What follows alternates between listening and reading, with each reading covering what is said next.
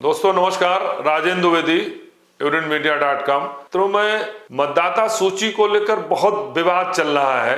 काफी विवाद महाराष्ट्र में भी उठा, हरियाणा में रहा, दिल्ली में भी रहा और अब पश्चिम बंगाल में ममता बनर्जी ने बहुत सारे मतदाताओं को लेकर आरोप लगाया है कि बाहरी मतदाताओं को पश्चिम बंगाल में मतदाता बनाया जा रहा है। बाहरी लोगों को बहुत सारे विवाद उठ रहे हैं और भारत निर्वाचन आयोग इसकी सही और सक्षम तथ्यात्मक जानकारी देने में अभी तक फिलहाल असफल हो, चाहे महाराष्ट्र के मतदाता सूची को लेकर, हरियाणा को, दिल्ली को और अब पश्चिम बंगाल के।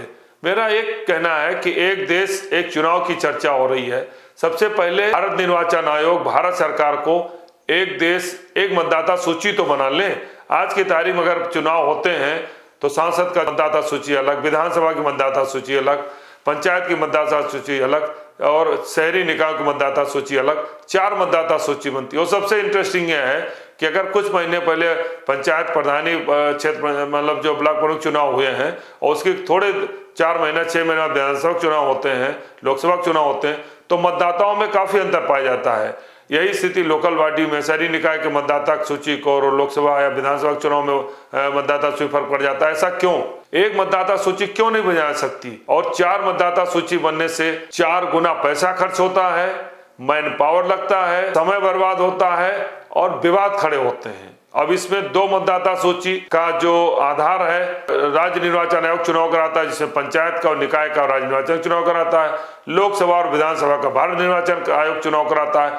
अब इसमें आपस में इसमें सबसे बड़ी जिम्मेदारी केंद्र सरकार की। केंद्र सरकार एक मतदाता सूची को बनाने का करे जिसके आधार पर, और उसको बेसिक रूप से हम सोचते हैं अगर प्रधान पंचायतों में और निकायों में जो मतदाता सूची बनती है उसी को आधार मान लें कि उसी को आधार हम विधानसभा लोकसभा मान लें, क्योंकि जो पंचायत की या लोकल बॉडी का या शहरी निकाय का चुनाव होता है उसमें एक एक परिवार, चूंकि छोटा चुनाव होता है, एक एक परिवार एक एक मतदाता बिल्कुल चिन्हित होते हैं। जो प्रत्याशी होता है वो सभी मतदाता को जानता है, जो उनके समर्थक होते हैं, जो एजेंट होते हैं वो सबको जानते हैं। इसलिए वो उस मतदाता सूची को बेसिक आधार बना के ही लोकसभा विधानसभा बना देना चाहिए। तो एक तो विवाद खत्म हो जाएगा, मतदाता सूची का नाम कटने का जोड़ने की बात खत्म हो जाएगी, पैसे का बचत होगा, समय का बचत होगी और जो आरोप विवाद लग रहे हैं वो खत्म हो जाएंगे। क्योंकि जब एक ही मतदाता सूची रहेगी तो उसको देखने में, उसका सुपरविजन करने में भी आसान होगी। अब 4 मतदाता सूची बनती हैं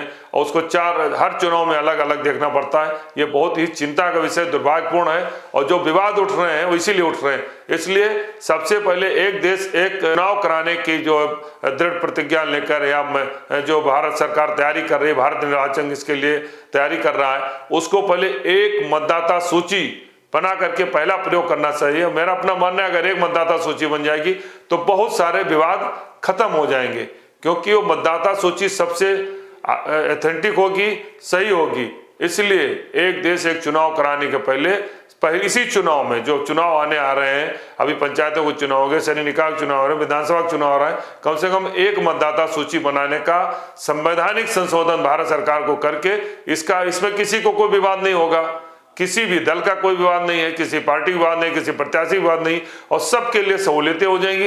एक मतदाता सूची आपके हाथ में होगी, वही मास्टर मतदाता सूची होगी। मेरा फिर मानना है कि पंचायत को उसका आधार माना जाए, क्योंकि पंचायतों में हर परिवार, हर मतदाता को प्रत्याशी, एजेंट और बूथ स्तर तक लोग पहचानते हैं, तो उसमें फेक मतदाता सूची नहीं बन सकती है। तो इसलिए एक मतदाता सूची बनाने का एक आधार तैयार होना चाहिए, जो एक देश एक चुनाव के लिए बहुत महत्वपूर्ण साबित हो सकता है। धन्यवाद।